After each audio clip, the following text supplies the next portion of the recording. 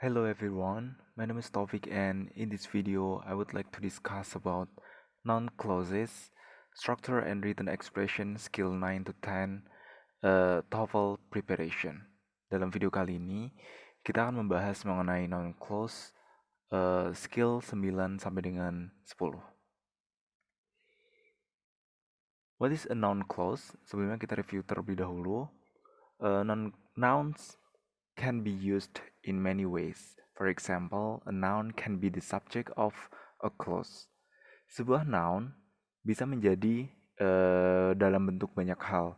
Sebagai contoh yang ada di sini, noun bisa menjadi sebuah subjek dari adanya sebuah klausa. Seperti contoh, some books are very expensive. Books di sini bertindak sebagai subjek. Kemudian yang kedua, noun juga bisa bertindak sebagai objek dari adanya sebuah klausa. I bought some books at the bookstore. Saya membeli beberapa buku di toko buku. Dan yang ketiga, noun bisa menjadi sebuah objek dari adanya sebuah preposition.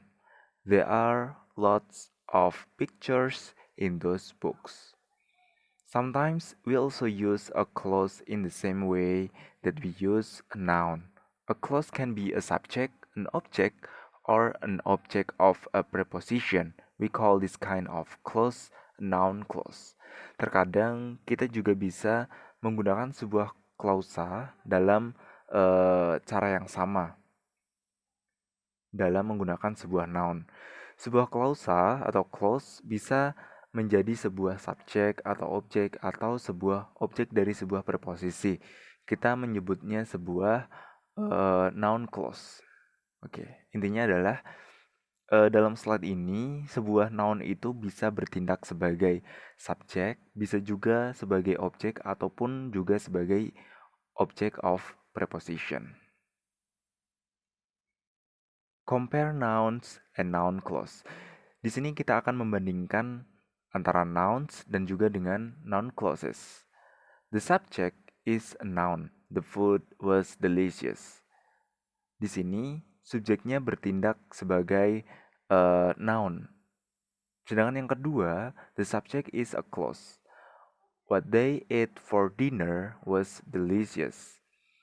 Yang mereka makan di makan malam itu adalah enak. Dia bilang seperti itu. Dan di sini, what they ate for dinner itu adalah sebuah subjek. Subjeknya berbentuk sebagai klausa. Sebagai contoh yang kedua, the object is a noun. Di sini objeknya bertindak sebagai noun. Everyone liked the food. Sedangkan yang kedua, the object is a clause. Objek dari kalimat ini, contoh ini adalah sebuah klausa. Everyone like what they ate for dinner. Setiap orang menyukai apa yang mereka makan di makan malam. Dan what they ate for dinner di sini adalah sebuah object of clause. The object of preposition is a noun. Di sini contoh yang ketiga adalah objek dari proposisi adalah sebuah noun. They told us about the food. Food di sini adalah sebuah object of preposition. Sedangkan yang kedua, the object of a preposition is a clause.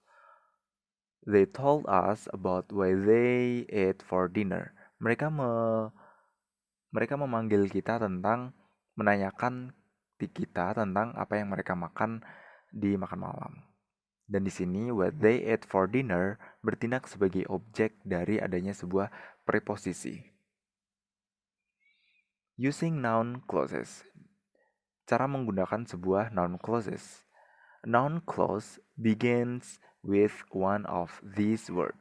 Biasanya sebuah noun clause dimulai dengan adanya salah satu dari kata di bawah ini. Ada that, the fact that, whether, if, what, when, where, why, how, whatever, whoever, dan whenever. Many of these can also be question word, dan beberapa dari kata ini juga bisa digunakan sebagai kalimat tanya. However, the word order in noun clauses is different from question word order. Akan tetapi penyusunan dari kata di dalam noun clauses itu berbeda seperti halnya di susunan dari pertanyaan. Sebagai contoh, what are you doing?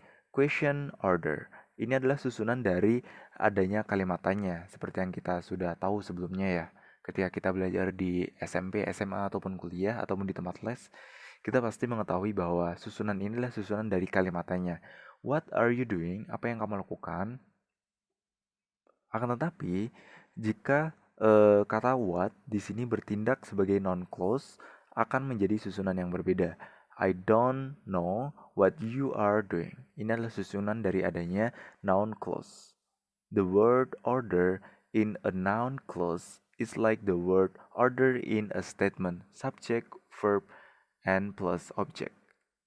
Susunan dari adanya sebuah noun clause sama seperti susunan dari membuat sebuah kalimat atau statement. Diawali dengan sebuah subjek, bertemu dengan verb, dan diakhiri dengan sebuah objek. Noun clauses with what? With that. That is often used in report speech when we are telling what someone said, thought, knew, wrote, and etc. That biasanya terkadang seringkali digunakan dalam sebuah kalimat laporan dan juga bisa when we are telling what someone said biasanya digunakan untuk memberitahu apa yang orang lain katakan, pikirkan, tahu dan tulis dan lain sebagainya. Sebagai contoh, the teacher said that we should do our homework. Kata that ini digunakan untuk menjelaskan apa yang guru katakan. Dan that we should do our homework itu adalah noun clause. Did you know that Sacramento is the capital of California? That di sini digunakan untuk menghubungkan atau digunakan sebagai tambahan dalam adanya noun clauses, yaitu adalah that Sacramento is the capital of California. I think that classical music is boring. Dan that classical music is boring adalah bentuk dari penjabaran dari adanya si seseorang yang berpikir. Dan that classical music is boring adalah sebuah noun clause. We can also omit that in this kind of sentence. Dan di sisi lain, that itu kita bisa hilangkan dalam beberapa jenis kalimat. Sebagai contoh, the teacher said we should do our homework. Dan di sini kata that itu dihilangkan. Tetapi di sini tidak mempengaruhi terhadap adanya makna. Dan we should do our homework tetap menjadi sebuah noun clause. Begitupun dengan contoh yang lainnya. Noun clauses with whether or if. Whether and if can be used in noun clauses that come from yes or no question. Whether dan if bisa digunakan untuk sebuah noun clauses yang mana datang untuk kalimat tanya yes atau pertanyaan yes atau no. Seperti contoh, is today Ellen's birthday? I don't know. I don't know whether today is Ellen's birthday. Ataupun juga kalimat tanya, kalian bisa menjawab antara menggunakan whether dan juga if. I don't know if today is Ellen's birthday. Kemudian contoh yang kedua, is there a Starbucks next to the bank? I can't remember. Di sini kalian bisa menjawab menggunakan whether dan juga if, sebagai yang ada sudah kalian lihat di contoh. Dan contoh yang ketiga, can he finish in time? That's not my problem. Whether or not he can finish in time is not my problem. Non clauses with question words. Di sini non clause dengan pertanyaan kata yang digunakan untuk bertanya. Question words like who, where, or what can also introduce noun clauses. Kata yang digunakan untuk bertanya seperti who, where, atau what bisa digunakan untuk sebagai awalan dari adanya sebuah noun clause. The word order is subject, verb, object. Sebuah susunannya yaitu adalah menggunakan diawali dengan subject, verb, dan juga objek. Sebagai contoh, where was Leonardo da Vinci born? I've forgotten.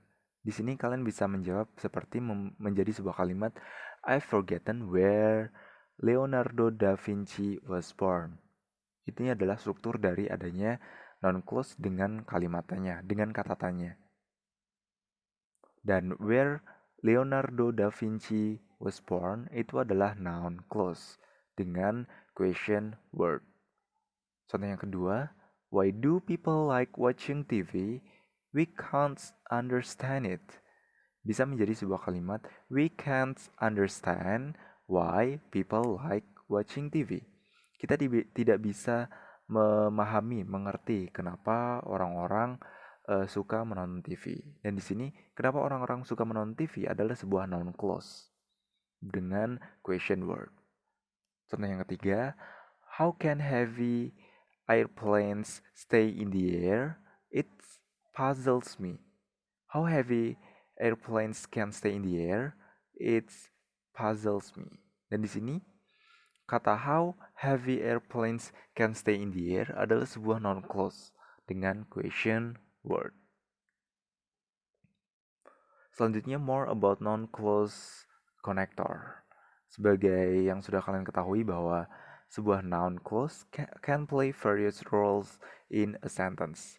Sebuah noun clause itu bisa bermain, bisa digunakan dalam berbagai macam peran dalam sebuah kalimat. Sebagai contoh, sometimes the noun clause is the subject of the sentence. Terkadang noun clause itu bertindak sebagai subjek dari adanya sebuah kalimat. Ini yang sudah kita pelajari di skill 6 to 8 ya, kalau tidak salah. Dan contoh yang kedua, sometimes the noun clause is the object of the sentence. Terkadang juga noun clause bisa bertindak sebagai objek dari adanya sebuah kalimat. Sebagai contoh, I've forgotten where Leonardo da Vinci was born. I di sini bertindak sebagai subjek, predikatnya yaitu adalah have forgotten, dan juga objeknya dari kalimat ini adalah where Leonardo da Vinci was born. Dan yang ketiga adalah sometimes the noun clause is the object of a preposition. I'm thinking about who will come to the party. Who will come to the party adalah sebuah noun clause yang bertindak sebagai objek dari adanya sebuah preposisi. Oke, selanjutnya di sini adalah beberapa peran dari adanya sebuah non-clause connector. Sometimes the connector is the subject of the noun clause. Terkadang konektor di sini bertindak sebagai subjek dari adanya sebuah non clause. Di sini non clause-nya yaitu who will come to the party, dan who atau konektor di sini bertindak sebagai subjek. Sedangkan yang kedua, I've already forgotten what you told me. Di sini, what you told me adalah sebuah noun clause, dan what bertindak sebagai adanya sebuah objek dari sebuah noun clause. Oke, yang ketiga, sometimes the connector isn't any of these things. Terkadang konektor di sini yaitu adalah why, where, whether tidak bertindak sebagai subjek. When a question word is the subject of a noun clause, it always needs a singular verb. Ketika sebuah kalimat tanya adalah sebuah subjek dari adanya sebuah noun clause, biasanya itu membutuhkan sebuah singular verb atau kata kerja yang singular. I don't know who is knocking at the door. Di sini dia menggunakan subjeknya yaitu adalah subjek dari noun clause-nya yaitu adalah who, dan dia menggunakan is sebagai singular verb. Begitupun juga dengan contoh yang kedua yaitu adalah whoever knows the answer should tell us right away. Whoever bertindak sebagai subjek of a noun clause kemudian diikuti oleh singular verb yaitu adalah knows. Please tell me what has happened.